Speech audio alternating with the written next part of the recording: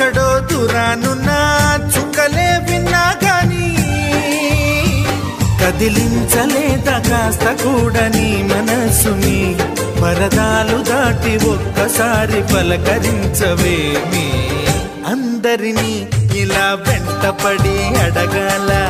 సరదాగా నువ్వే ఎదురైతే సరిపోదా నిద్రపోతున్న రాత్రి నడిగా